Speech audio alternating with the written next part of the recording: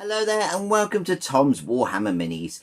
Drasher Vorn is the rampaging beast, chief of the Ardcoat, a tribe of warriors from the savage realm of Gur, who worship an aspect of the Everqueen they call the Maker of Beasts. It's a fantastically simple model that has tons of character and detail. In this guide, I'll showcase my take on the model, where I focus on a more natural, more organic vibe, while keeping very faithful to the box art, using the power of contrast paints. It's really quick, really simple, it'll only take you a couple of hours at the most. So grab your paints, grab your brushes, let's get hobbying. And we're beginning with Drasher Vorn. He is an absolutely awesome model.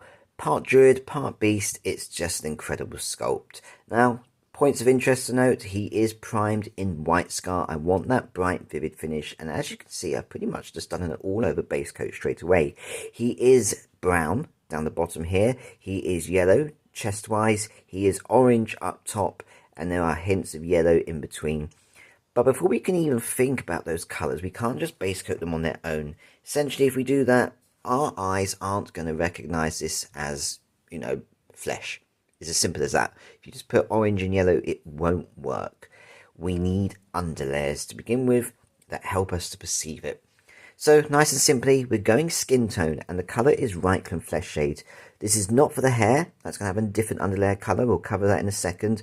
But all this fur we see round the bottom part, all the skin and flesh up the top here, including the face, let it settle into the mouth to create a darkened tone. Just pure Reikland Fleshshade. It's as simple as that. Paint it on, let it dry. The hair, we want a slightly different look. We want to tint it yellow, but we want to differentiate it between the fur that we see on the body. To achieve this, we're just going to base coat it in Skeleton Horde. Once again, we're not thinning it down straight from the pot, straight onto the hair, nice and simple. Let it dry, and I'll showcase how we're going to tint and change this into the colours we see on the box art. Next up, we're going to take the shade paint Cassadora Yellow. Now we're going to paint this over his chest, like you can see, and really use the muscles here just to help define where the area is, because where the arms are, these biceps, they are more orangey rather than yellow. So this is what we're looking for. We're going to paint this on the hair, paint this on the flesh of the face, chest, the sort of muscles going around the back that are linked, nice and simple, and the hands, both the front and the inside palms.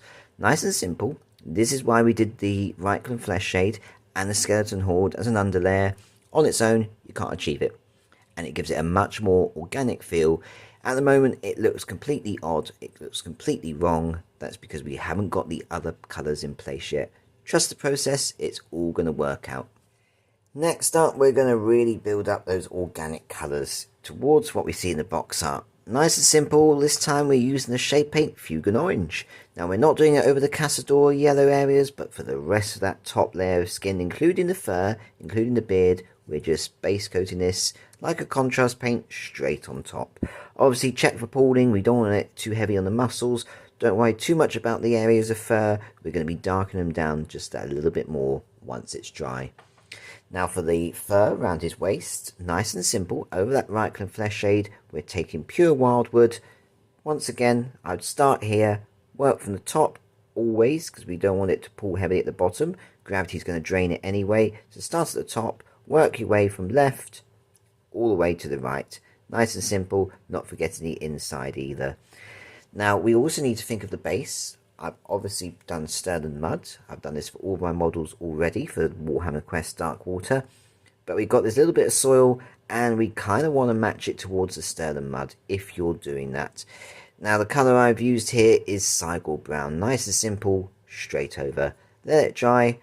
Let the rest of it dry. We'll move on to the next step. Next up, we're going to add a whole lot more in terms of colours to really create this earthly vibe. So really what I want to do for this model is create that kind of druidic, wild look. Now to begin with, we're going to just focus on the base just to begin with. You've got this little bit of sort of grass tuft that's coming up. Nice and simple. I want a bit of life, and Ork Flesh is a real vibrant green that works really well on sort of grass and leaves. So just simply base coat that on. Moving on from that, our next colour is going to be Garaghak Sewer. Now, this is going to be for the boots, and obviously it just goes slightly up as like trousers that goes on the inside. A bit hard to see at this angle, but it is reachable with a brush. With this paint, I'm also going to base coat it over the horns. So we did the horns in Skeleton Horde. Obviously, I didn't do them in Cassadora Yellow, but it's just to sort of darken them. When I dry brush them or highlight them later on, they'll turn more bone, but you just want this sort of darker colour in place. So that's done, nice and simple. Now we're going to focus on a green colour, and this is going to be Creed Camo.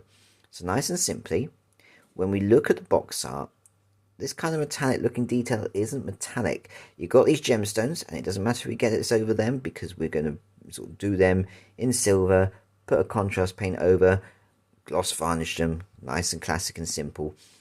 But the bit of intricate detail around them isn't actually metallic, it's the same colour as the belt. So, nice and simple, Creed Camo, start at this end, work your way around, do a full 360, and you've got the outside edge of the gems. I've just gone straight over the gems because it's time, might as well just paint it all straight on. You've got this little bit of wrapping on the claw, his weapon. You've got the sort of headband that I've done, and you've got the necklace too. I've also done the sort of little tie that's there for his ponytail. Nice and simple, get that done. Our next colour is going to be a shade paint, and this is going to be Agrax Earthshade. Now, this is for the base. This is going over the Cygor Brown and the Stirland Mud. I've done it halfway up the Wyldwood. So, instance, this kind of area. You don't need to feather it out because there's a lot of darkness anyway. We're going to dry brush the fur. It will just all blend into one. I've taken the Agrax Earthshade and painted it into the eyes, just to darken them down. And the rest of the Agrax Earthshade is going to be for the fur that's on the top half. So it still keeps that orange consistency. It just darkens it down a little bit more to show its fur. The other colours, the Reikland Fleshshade, the Fuegan Orange, they exist beneath it. It creates this real natural sort of flesh tone underneath kind of feel. So get those paints done, let it all dry, we'll move on to the next step. Next up, we're going to start base coating his claw weapon. Nice and simple, just pure Leadbelcher. We want a mid-tone silver here. It's going to work really effectively when we shade it in the next step, just to time with those earthly colours that we're trying to achieve here. Moving on from that, we're going to take Black Templar while that's drying. And this is nice and simple, just over his claw nails. Nice and simple. And for this step, while the Leadbelcher is drying, we're going to take Nuln Oil, and nice and simply, we're painting this over the Garaghak sewer boots. Once again, let it dry, check for pooling, and we'll move on to the next step.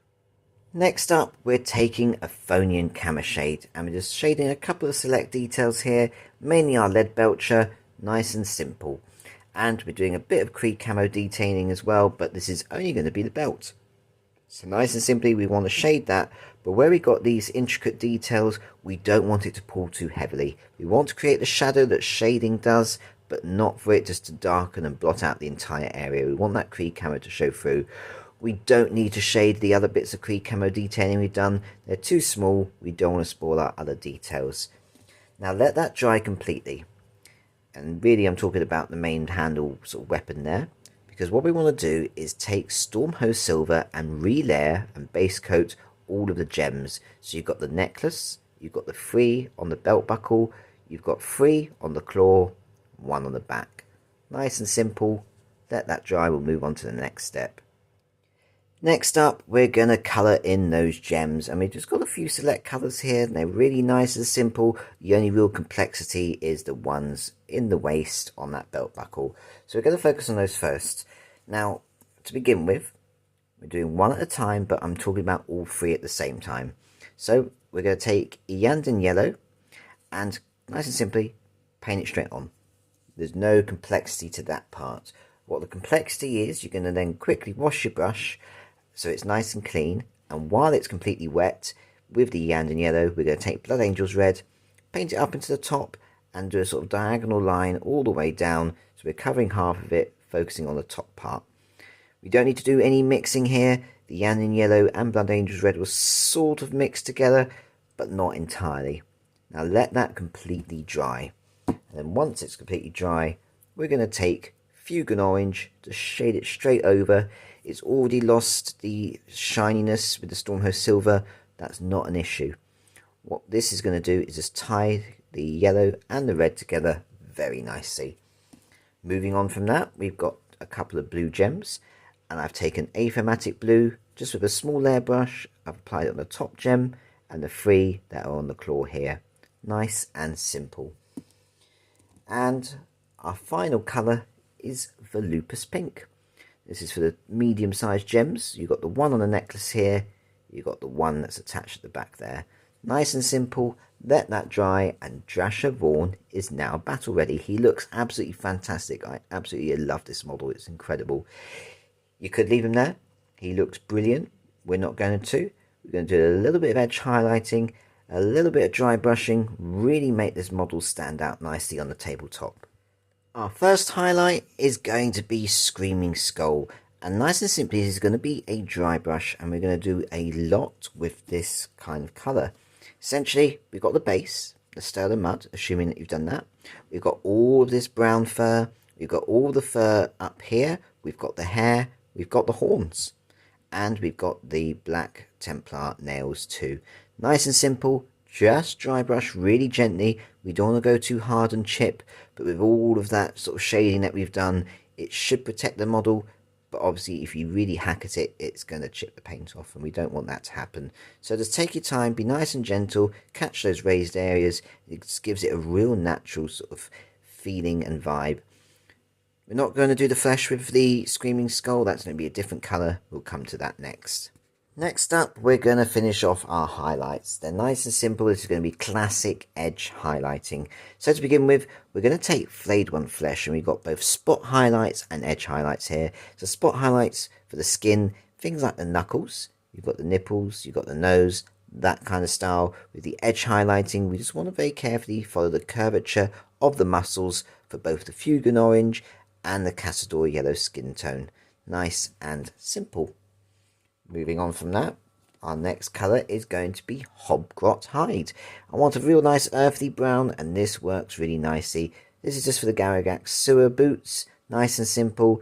Just follow along the curvature. Just pick out the bits, just the most raised edges, just to give a nice, natural, quite sharp highlight.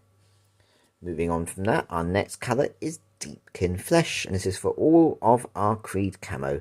Nice and simple again, just classic edge highlighting, as you can see, picking out that trim as well, just to make it a little bit more sharper and refined. Moving on from that, we're going to go with White Scar. Nice and simple, we're going to just very carefully, and it's quite subtle, just dot the eyes, pick out the teeth. Once that's dry, take Abaddon Black and dot the eyes again, just to sort of give it that kind of eyes. It's a bit hard, it's a bit small. They are in there. Finally, we're going to take Stormhost Silver and just classically edge highlight our silver details. Nice and simple. We also need to finish off our gems, and it's nice and simple. We're going to take Ardcoat. Any gloss varnish will do. Just nice and simply paint it straight on. It gives it a nice natural shine, finishing off those gems entirely. And with that, our model is complete. All we need to do, stick some tufts on, finish the base, and he is done.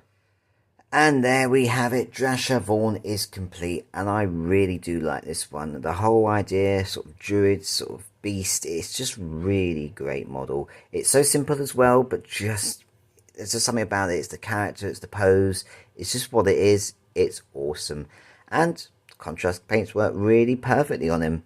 Now, if this video has helped and inspired you, then please obviously give it a like. But also share it, because it means that other people who are painting up Darkwater, they get inspired, they see it, they find the channel, other things help them. It's all about the community. And also subscribe. If you haven't done that already, please do, because supporting me means I get to continue supporting you. Like I say, the awesome Warhammer community. So, until the next video, do look after yourselves. Happy hobbying.